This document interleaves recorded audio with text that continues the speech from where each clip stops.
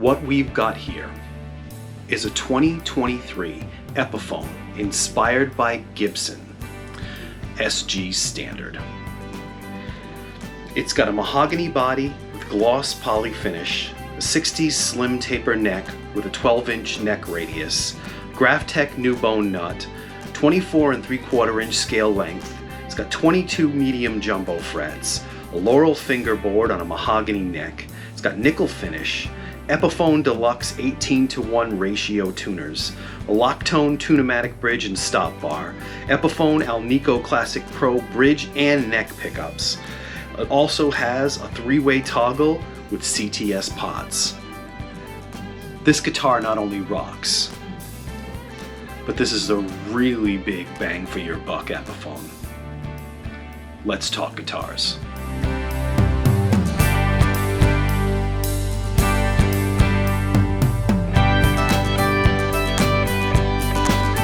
What I'll be playing through today is my Katana Artist Mark II, and I'll also be using a Wampler Tumnus for a little bit of extra bite. I'm playing through the Crunch channel as well. Hello and welcome to this week's episode of the Effects Loop.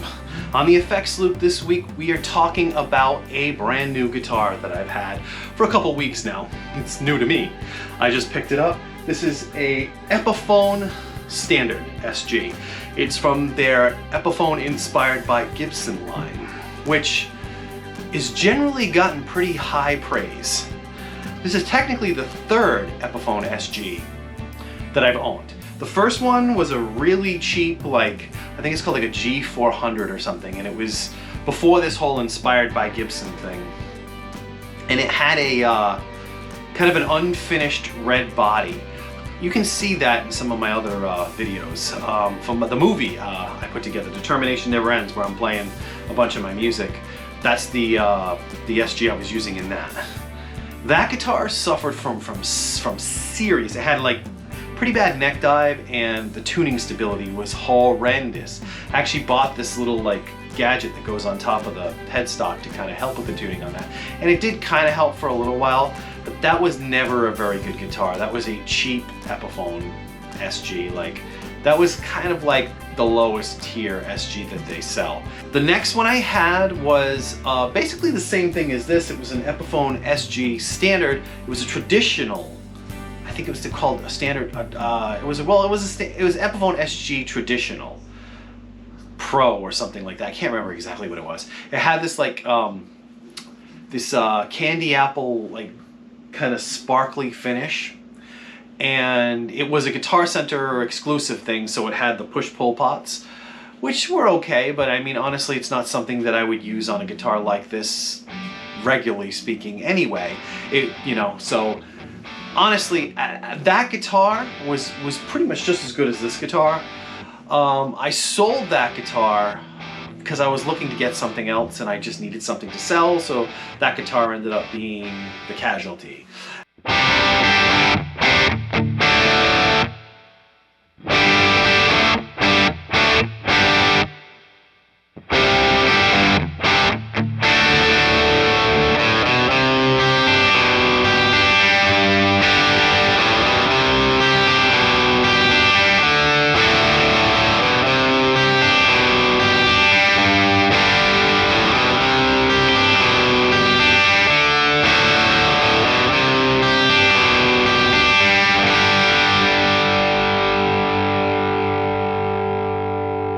So this time around, I decided, you know what, I want to get my SG, because I was looking into maybe getting a new speaker cabinet or something, and that was going to cost about $500. And I was like, you know what, because this guitar cost $500 basically, is what I paid for it through Sweetwater.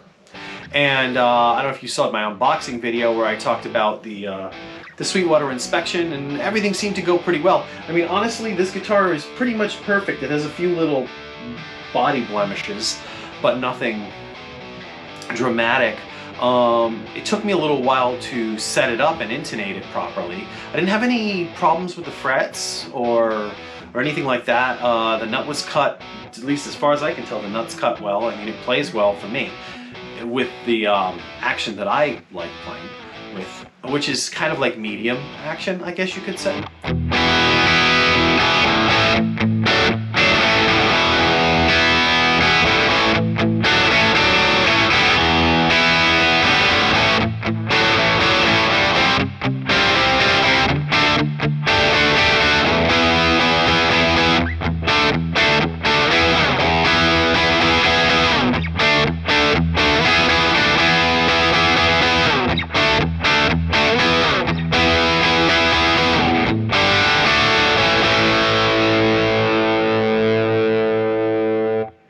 I don't know what too much to say about this guitar other than it's a really good guitar for 500 bucks.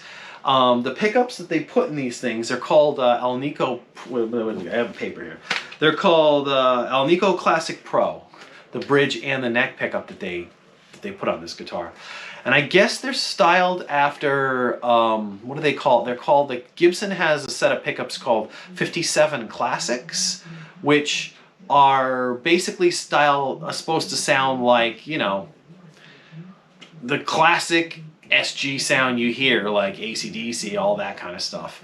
And, you know, just the quintessential SG sound, that bitey sound that SGs can get.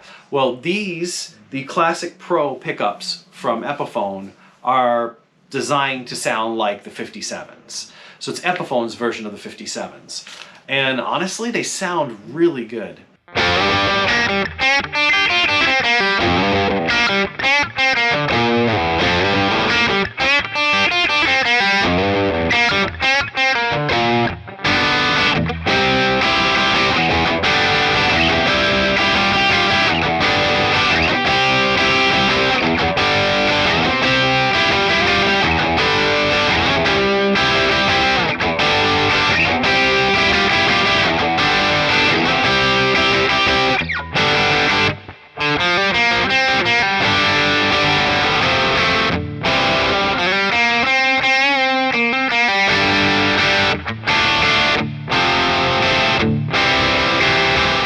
They have a lot of bite, and they're just like, boom, they kind of hit you in the face. And it's got a really nice attack. I've noticed that specifically with this guitar, and it's very pickup dependent, because the first SG that I had, the cheaper one, and it was a G400 or whatever it's called, something like that, I think. That first Epiphone that I had different pickups in it, had more modern pickups in it, and they were kind of muddy. They took distortion pretty well. They had this, like, I don't really know how to describe the sound.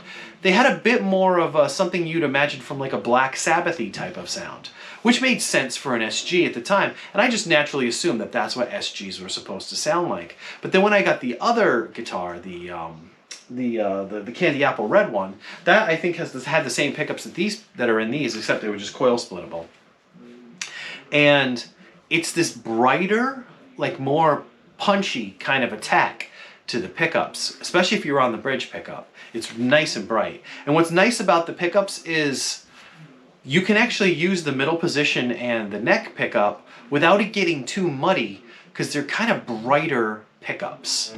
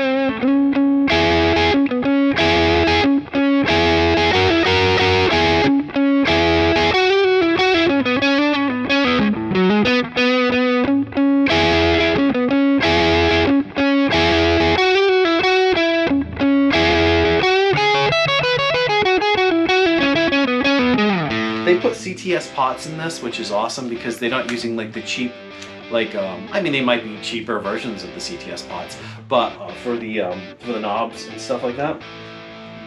And the switch is a really good switch, so you're getting some relatively high-end components. I mean, the tuners are the, what is this, the 18-to-1 Epiphone Deluxe tuners. I haven't had any problems with these tuners at all. These tuners are awesome. Actually, the guitars, generally speaking, stays in tune as good as an SG can stay in tune.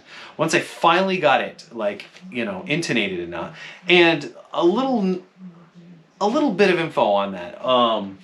anyone who's ever had to intonate, and specifically these Epiphones do, but I think Gibsons are the same, something along these lines, will notice that the G string, the saddle, usually has to be cranked all the way to the end. You can flip that saddle around, which I did with my other guitars, which gives you a little bit more range. But I was able to just crank it all the way to the end, and it seemed to intonate fine with this. But I was having a little bit of an issue because it wasn't intonating, and then I had to push it all the way to the end. It's from what I've noticed so far with all the Gibson style guitars that I have, it seems to be an inherent issue with Gibsons or Epiphones or whatever. I don't have any real experience with Gibsons, but I have experience with with Gibson style Epiphones, so if that makes any sense. It's got this what they call a 60s slim taper neck. And it's a 12-inch radius, so it's a nice flat board. It plays really well, and it feels really nice to play it. I mean, I'm used to that style of playing. People who are used to more of a Fender style, they got to kind of get used to the Gibson neck because it does feel different. It's flatter and it's faster, I think, personally, of a neck to play on.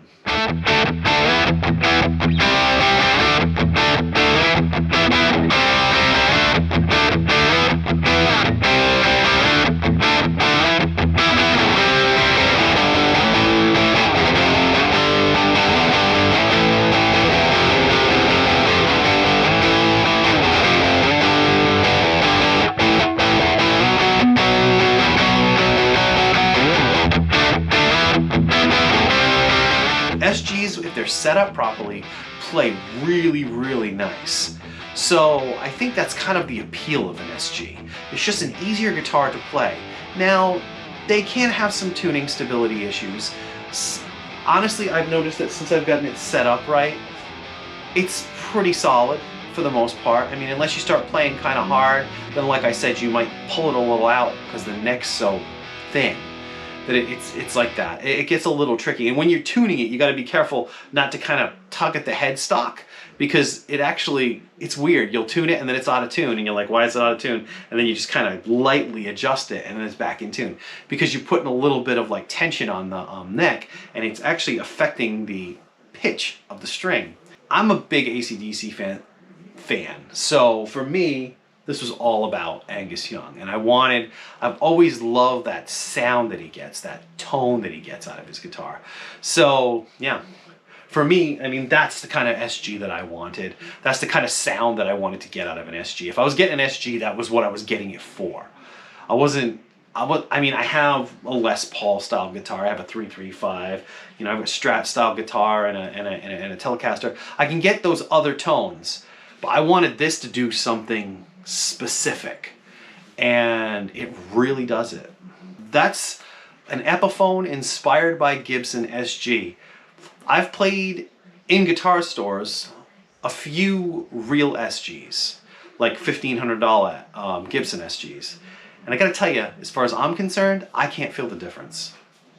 To me, I can't feel the difference. The neck might feel a little nicer on the real deal, but I mean, it is so minor that if you don't know the difference, you are never ever gonna tell. And I mean, these things, these inspired by Gibsons are awesome. I mean, they're right up there with the real thing. So if you like this kind of content, like, subscribe, leave a comment, let me know what you think. I post a video every single week. My videos are gonna be shaking it up a little bit. I'm gonna be doing some movie related stuff with the SFX loop and some regular effects loop stuff. So I hope you like that kind of content and check it out. And yeah, so hope you enjoyed this episode. I've been Jay Byrne. This is the Effects Loop. Take care.